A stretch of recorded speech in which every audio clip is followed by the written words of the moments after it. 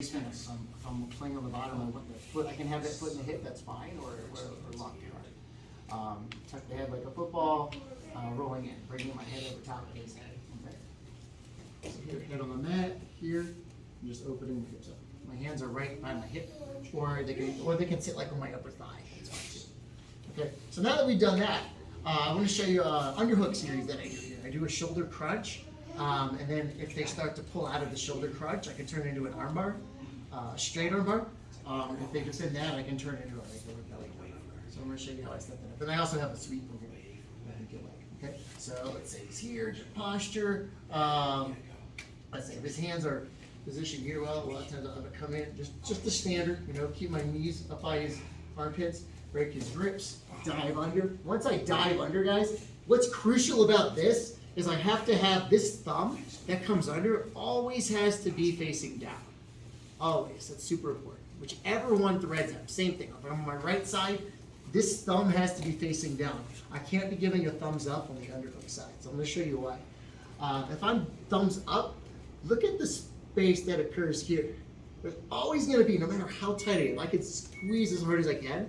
There's always going to be a little bit of space. It's just that. Okay, so you're going to feel immediately when I switch my grip, and my thumb goes down, this goes flush. You see that? Here, my hand's kind of up. I only really have pressure here, not across. I want to distribute that pressure from here all the way across to the neck here. But that only is going to occur when this thumb is down. Right? That is super, super important. Okay, now from here, when I lock this up, I can start with a palm-to-palm grip, but what is going to make this super efficient is going wrist to wrist here, like an Olympic grip. You guys can do that. This is always going to be tighter if I can. If it's somebody that's a lot larger than me, I might have to go here. I might not be able to reach it, and that's fine. Just as long as I can get this as tight as possible. The other thing is when I'm using this kind of a grip, I don't have to compensate by squeezing my elbows.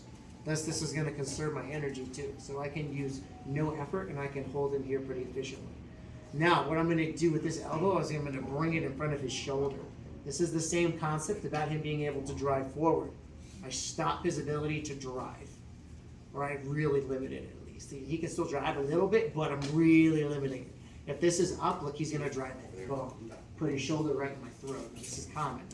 Okay? So from here, what I'm going to do, I'm going to keep this nice and snug, and I'm going to bring this elbow in front of the shoulder. Now what I have to do is I have to pinch my head and my shoulder together, trapping his arm. So it's kind of like I'm talking on the phone. This is very crucial. I can't have my head just lax here. This is the two bigger mistakes I see on this arm not being thumbs down, thumbs up, and then there's no pinch. Like the head, I'll see someone doing this and their head's just kind of dangling here.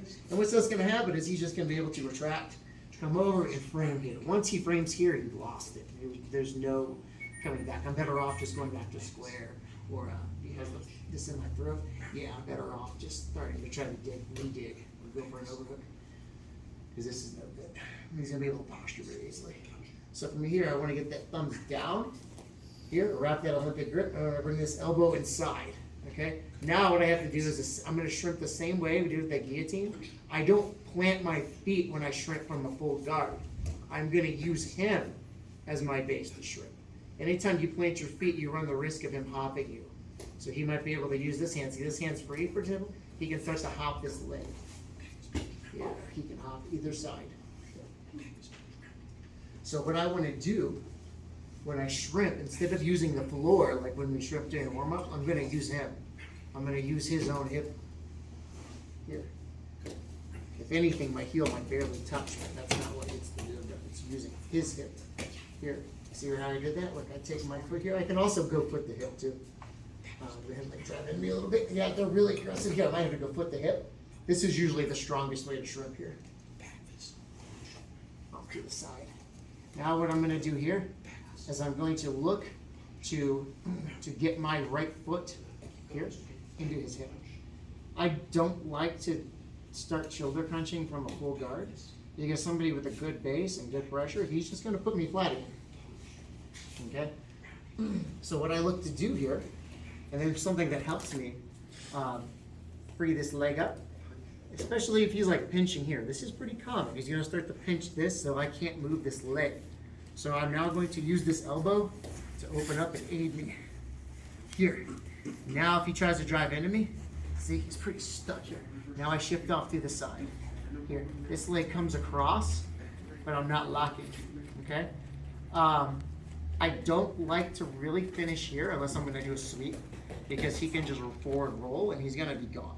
So I have to, if I do, put my foot here to change my angle. I don't actually make a hook, because now you're kind of stuck. I just readjust. I'll put my foot back to the hip and press him away. This way, if he tries to try to roll real quick, I can quickly adjust. You gotta time it. It's hard to time that from here. Now if he goes to roll, see that? Look, now he's already started the motion. If he wanted to do two, he would have been gone. So I take my foot here and I just do a squat. I scoop my butt back. Another thing about this is a lot of people get here and they try to rush this.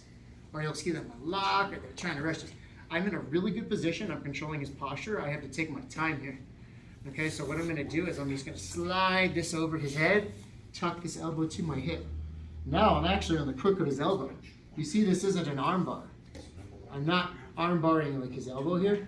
This is gonna create a lot of pressure on his shoulder. This is why it's called the shoulder crunch. Now what I'm gonna do is I'm gonna just pinch my knees. I'm going to push my hips back like I'm doing a crunch, like a sit-up. And I'm going to bring my head into him. It's on his shoulder. It's not on his arm. I like this also because I have two lines of attack. If he starts to retract and he starts to defend, I can now easily turn this into an arm bar. If he starts to defend that or posture, I can turn this into a belly down arm bar. Okay, so I really have three attacks there. Okay, I prefer to hit the first two, but if I have to, I can go to belly down arm bar. You can turn that in various other things as well. Okay, so here, break his posture, dig for that underhook. Here, okay. There's another way too. Sometimes they might be pressuring into you. Like sometimes you get someone's good top pressure and they're just trying to ride you out. Yeah, look, I can use my hips here. I'm not pointing my legs like a teepee. I'm just gonna keep my heels engaged. I'm gonna drive this way. Yeah, this shimmies him down. Now I get proper position. If he's driving up into me, drive this elbow in front of his shoulder. Keep this clench on the head. Now, instead of coming under the wrist, I just come over top of the wrist. Okay? So that's like a rule of thumb. If I want to get an overhook, I come under his wrist, come up, and catch the overhook. For this case, in the underhook, the underhook, I come over top of his wrist. So there's this space between the shoulder and his wrist. I punch in there. And I thread here. A lot of times I'm going to get kind of stuck here if he's defending this because he doesn't want me getting this. Go ahead and clamp it down. So what I do here is I grab and I thread. Now I go to my Olympic grip. Now I bring this elbow in front. If he's clamping my knee, my thigh, then what I'm going to do is I'm going to shrimp here to the side, open him up here. I can push here with this leg. Yep. I can use this hook temporarily, get this foot here. Because right there he was based out really well. So I'll use this foot and press like a squat, okay? Come back a little bit. You saw how I I use this foot to make a hook. I would only really do that if he's based out really well. See, he was super flat, so I really wasn't worried about him rolling. So I was able to come here. Because here if he tries to roll, I could adjust it. If he's up high, then don't try to use this hook. Because if he tries to roll now, he's gonna be gone. There's no way I'm tying that. Here, just use this leg and squat him out. Okay, now from here, I'm going to pull this over top of the head. I'm right on his shoulder. See, his elbow's bent. That's what's going to cause this tap. I have this Olympic grip. My elbow is facing towards the ceiling. I'm pinching my right elbow to the mat. Okay, I'm not on my wrist, not like a Heimlich maneuver or something where I'm pulling this down. This is all arm. This allows me to use all of my hips and my body. Now what I'm going to do is I'm going to sit my hips back here. I scoot my hips back and I do like a sit-up into him. And that's what's going to crunch this arm. If he starts to pull back, as long as I keep my head of my elbow right above his, I can turn this into an arm bar. Okay? So I'm pulling this elbow to the mat. And again, bring it down real slow. Okay, so here, let's say you pressure into me. Okay, it gives me good pressure. Yeah. So if he's like pressured over me, what I do is I'll lock it up, and then look, I'm gonna extend my legs, bring this elbow in front of his shoulder. Punch between the wrist and the shoulder. Here, thumbs down, lock it, thread it. Now what I'm gonna do is I'm gonna look to go to the side. I'm squatting him away from me, here. This foot goes to the hip, okay? Now from here, look, my thumb is on this side of his head. This comes across his back, here. Now what I'm going to do is, now I'm going to shift this over his head. Pinch, this elbow goes to the floor. I'm going to scoot my hips back, see I'm pushing him away with my legs, and I'm sitting into him. That crunches the shoulder.